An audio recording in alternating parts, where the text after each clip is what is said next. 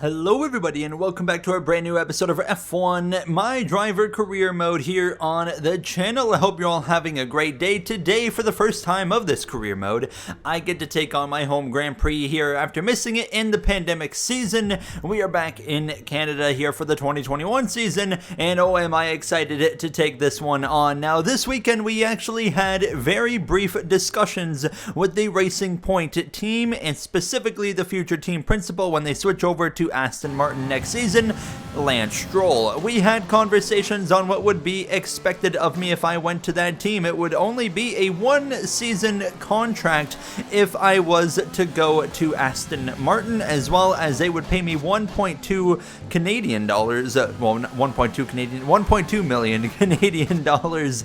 They would offer to pay me for that one-season contract and an equal status to my teammate, whoever that could possibly be. Of course, Racing Point right now sees George Russell at the team alongside Lance Stroll. So that is some news kind of out of the way and something to look forward to, but as well, which was exciting for Formula One, announced this weekend was a new team will officially join the grid next season.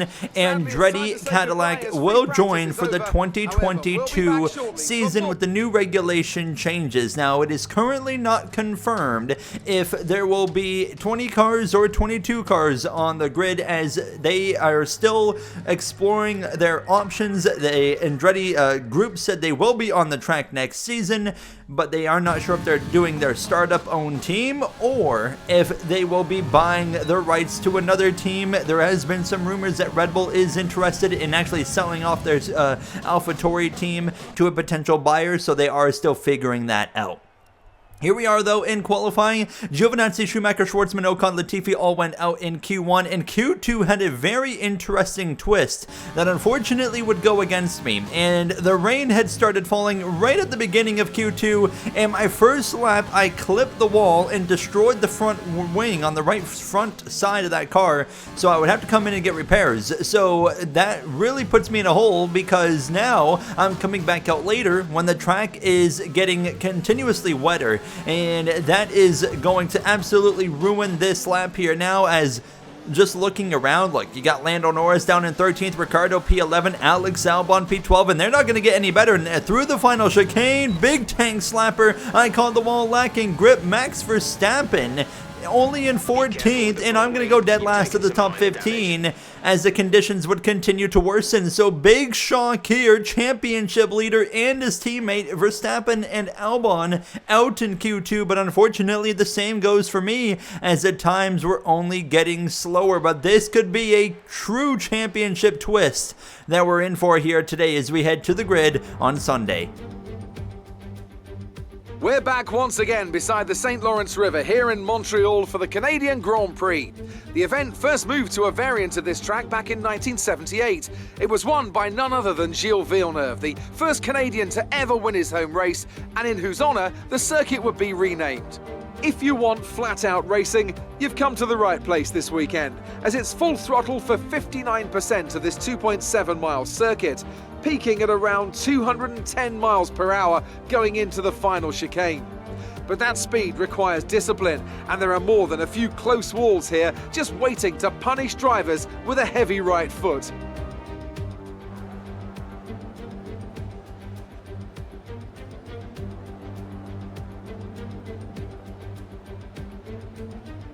It's time to see how our drivers are stacking up after yesterday's exciting qualifying session. Valtteri Bottas lines up on pole position, and it's Lewis Hamilton alongside. As we continue through the rest of the grid today, we have Perez, Stroll, Pierre Gasly, and Vettel, Sainz, Leclerc, Kvyat, and Kevin Magnussen, Ricciardo, Albon, Lando Norris, and Verstappen, the Rainmaster, Russell, Esteban Ocon, and Antonio Giovinazzi, Matsushita, and Nicholas Latifi.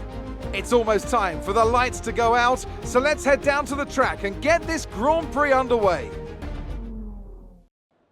I think it's safe to say nobody saw this twist with Red Bull coming. It's going to be a soft, medium strategy. There is supposed to be rain coming, however, at the end of this Grand Prix. So that's also going to spice things up. But I am confident if we start on the softs, we might be able to make it to the end on the mediums. I shouldn't say to the end, I mean like to the rain on the mediums. It's a formation lap, kicks off, and it looks like everyone's pretty well in the same boat here. It looks like we are all electing to start on soft tires, so pretty straightforward strategy for the field. And yeah, I mean, this is a big day right here for Max Verstappen, as it's a Mercedes front row lockout, and Verstappen's going to have to be pushing early on to go forward and gain track position. And then there's been some times this season where it's not easy to gain that track position here, as we got the Red Bulls lined up on the right side. We got a McLaren of Norris there on our left. Giovinazzi and Schumacher there lining up behind. Mercedes ready to take control of the Canadian Grand Prix. Here we go. Home race is underway from Montreal. It's a great launch off the grid from the Dutchman of Verstappen, your championship leader, but he's got nowhere to go. He's boxed in into turn one. He makes no progress now, as we are alongside Giovinazzi up front, though. Bottas out of turn one up ahead of Hamilton, who's on the medium compound tire, by the way. And in the background, some scrapping. How about once again the AlphaTauri team drivers, both Gasly and the rookie of Tsunoda, continue to impress up here in the conversation, and I feel like every race at this point now, as we continue to see some side-by-side action. I'm trying to make a pass here on Lando Norris, but he is unfortunately able to stay in front of me. Now I've got a few of these guys behind us trying to make some moves into the chicane, but we fortunately are able to stay ahead of Antonio Giovinazzi, who actually gets passed by a rookie of Robert Schwartzman as we head down into the heavy braking hairpin. Now this is an opportunity, but as you're going to see, we're going to get right to the back of Norris, but didn't quite think I was going to be able to send it there, so I would wait. So as we come through the final chicane, now actually going to get a warning, I think, right there. Yes, we are. So our first warning on lap one, not what you want to see for track limits, but I'm confident we should be able to avoid getting 3 here today now, as I just got a little bit too over aggressive there in that final chicane. However, looking up front though, Max Verstappen's gone nowhere. He is lined up behind Alex Albon, so it's a really rough start for the Red Bull team as we continue to just kind of settle in, and now we're actually closing in on the back of Norris. Here we go for a move on lap 3 into turn number 1. We'll clear him before we even hit the apex. Easy pass done. McLaren, just not a lot of speed. We talked about, yes, they've won this season, but it was complete luck and strategy in the first race in Bahrain where Carlos Sainz picked up a win. Been some rumors lately that Carlos Sainz could potentially actually be seeking a ride elsewhere next season. Actually, well, I can kind of confirm he's had some conversations with Racing Point to become Aston Martin as well. So we are not the only one talking with them for that open seat that we know is coming up. Look at this, coming to lap 5, a big run on Max Verstappen. I am not waiting around. I know you're the championship leader, but hey, I'm also trying to say, hey, you know, this is what I can do against a guy that looks like he could become a world champion this season, a superstar talent of the future. We pass Max Verstappen, and now we'll go after his teammate of Alex Albon now, and we are continuing every episode to kind of hear more rumors, and I feel like we're in store to see quite a few changes going into the 2022 season. Ferrari, I feel like they seem pretty set on Vettel and Leclerc for 2022, but I feel like a lot of the other big teams could see some big changes. Here we go now, up the inside of Alex Albon into the hairpin, and we'll settle in now behind our Renault teammate of Daniel Ricciardo. Ricciardo's really started to kind of get back to form a bit here since the Monaco Grand Prix, and here he is right now, though, running in P11 over myself in P12. Bottas and Hamilton continuing to run away. Bottas will have to pit before Lewis does. George Russell having a great run in P3 right now, as here's Ricciardo and myself running down the likes of Sergio Perez as well as Carlos Sainz now. So I was trying to be patient, actually. I was giving Ricciardo a bit of time to see if he could maybe mount a pressure on Perez and pass him as we ran them down from a decent ways back, but it wasn't really happening. Nonetheless, I was trying to be gracious with my time, you could say, on Ricciardo, but here we are at the end of the lap 8.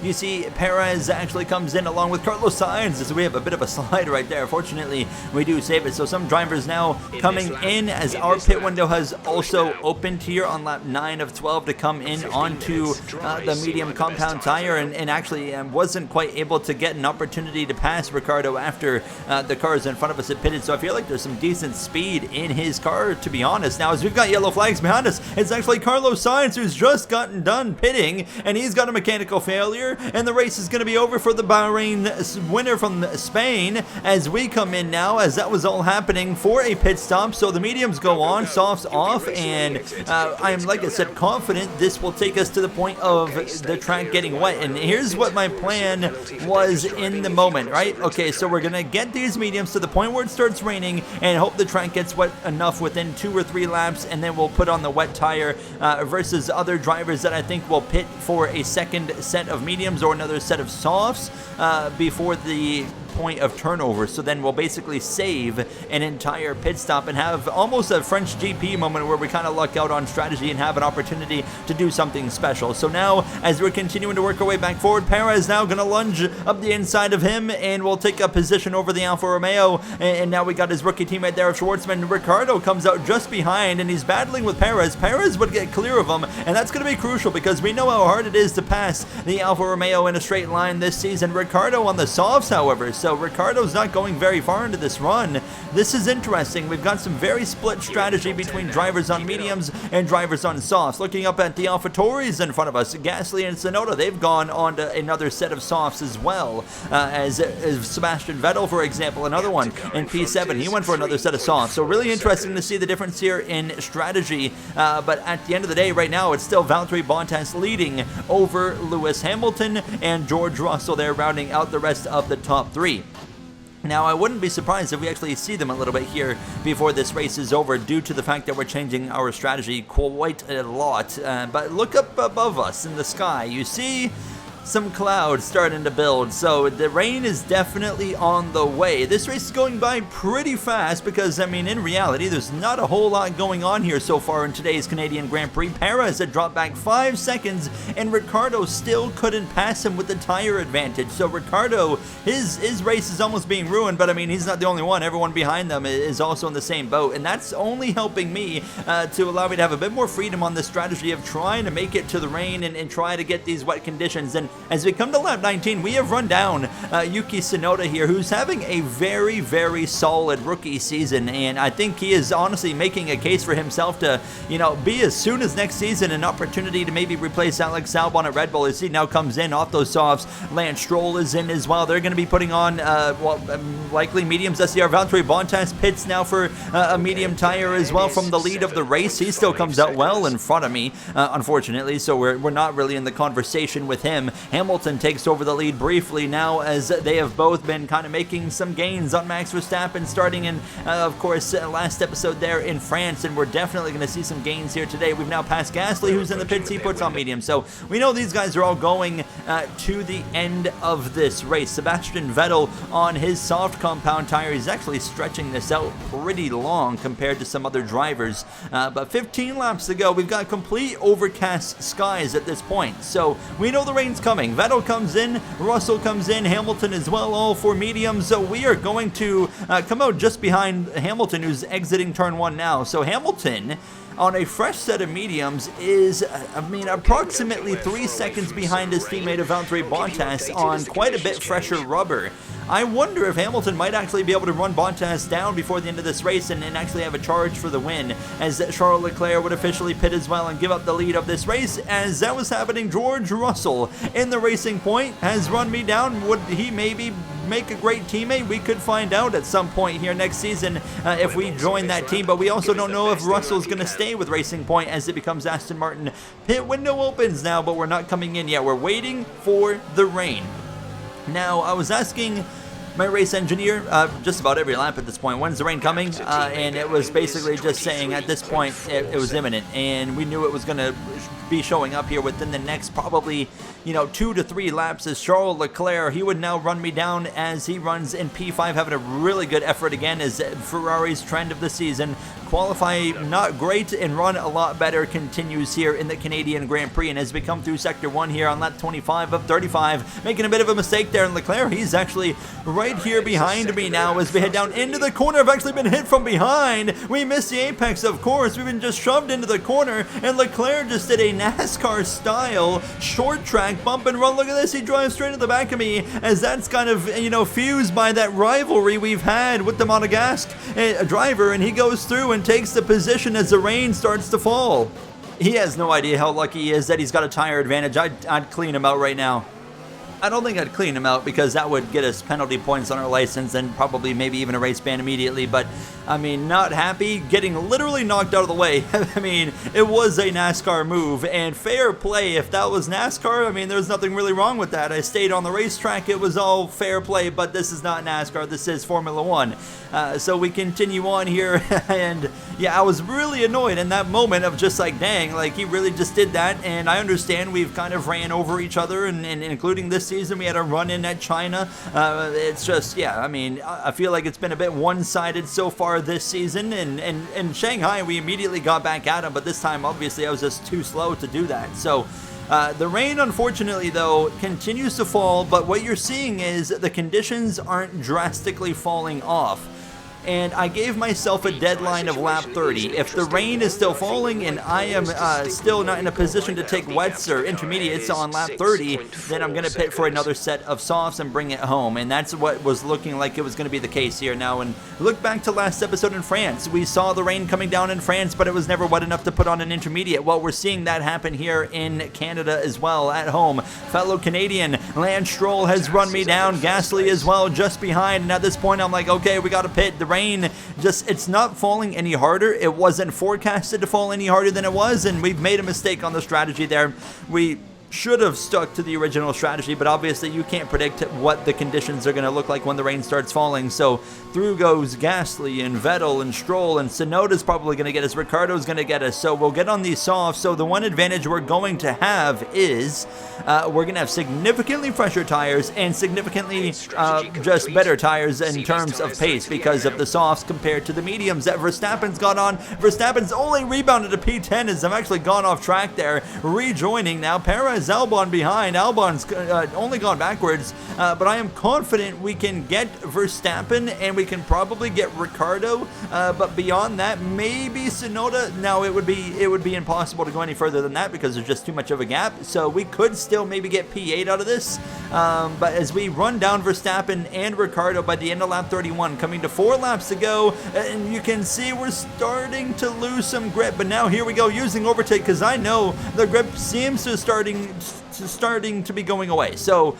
as we now get alongside Verstappen into turn 2, that is, we will pass him and we'll now go after Daniel Ricciardo, my teammate here at Renault, as we come through the back straightaway hairpin now, and I'm feeling really good about the pace, but you can see that we are continuing to start to struggle. We are at the fall off point in terms of grip between a dry and a bit of a damp racetrack now, so I gotta go while we can. DRS is still enabled. We take advantage of it. We passed our teammate of Ricciardo, and it wasn't long until I was making some major gains on Yuki Tsunoda.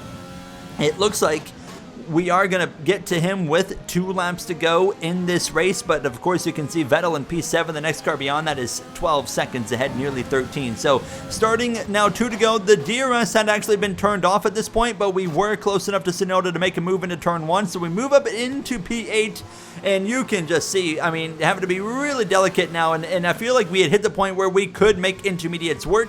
Obviously, just, yeah, I mean, who knows? Maybe if I would have waited a little bit longer, I don't know. I mean, it is what it is. In hindsight, you can say what you would have done differently, but unfortunately, you don't get to act in hindsight in a live moment. You got to act in the moment. So we went to the strategy that we went to, and we're still going to get a respectable result as we're coming to the final lap of this Grand Prix, and they're now suggesting pitting for alternates. I don't think we're going to do that with 1 lap to go. Now it's behind us. How about this? Max Verstappen. Max Verstappen's actually getting past our teammate of Ricciardo into turn number 1, so that'll put him into P9. Bit of contact there. Verstappen on a former teammate getting pretty aggressive. Meanwhile, the race for the win. Hamilton would run down Valtteri Bottas by the final lap of this race, but with the conditions the way they are, he's got no DRS. He's going to have to rely on Bottas making some mistake through the final turn, and as the leaders come up on the final turn, Valtteri Bottas sliding gives Hamilton a bit of a chance, but it's not going to happen. It's a Mercedes 1-2, bumper to bumper, wing to wing, you should say, and it's going to be Valtteri Bottas picking up the win over Lewis Hamilton. George Russell holds off Charles Leclerc. He'll be on the podium. Leclerc in 4th, myself coming through the final chicane here, and unfortunately a P8 result, solid but not the best home finisher. Lance Stroll brings it home in P5, and we come home in P8, just hanging on for my life at the end of that race there. I mean, yeah, overall, I can't kind of, you know, keep my head low about that. I feel like we we put together a solid race. We started 15th. We had worked our way forward pretty well, and I mean, just we kind of navigated through the conditions, and it just wasn't meant to be to run much better than P8, but I felt like that was just overall a solid race. Valtteri Bottas with the win, Max Verstappen only picking up, what, 2 points? That's going to be just such a change in the standings that we are about to see, because this performance from Verstappen this weekend, it really is going to blow the championship kind of open here, and you're about to see that in the standings now. But how about George Russell in P3 getting the podium there over, of course, Charles Leclerc and whatnot, but you see the rest of the finishing order. Sorry, Verstappen ends up P10. My apologies there. Ricardo drops down to P11. So there you see it. 9 points the gap between Verstappen and Bottas. Hamilton only 19 back, and then we have a very large gap from 4th place on down. So we are right there still in the mix with Vettel and Leclerc. George Russell made some big gains as well, and you can see in the Constructors, Mercedes has a pretty commanding 80-point margin right now, and then Ferrari's pretty close with us and McLaren as well. That's going to do it for me. I mean, what a change up. And we go to Red Bull's home race in Austria, where they need to kind of turn things around after a couple of races of just, you know, losing out on missed opportunities. So I'll see you guys in the next one. Thank you for watching, and have a great day.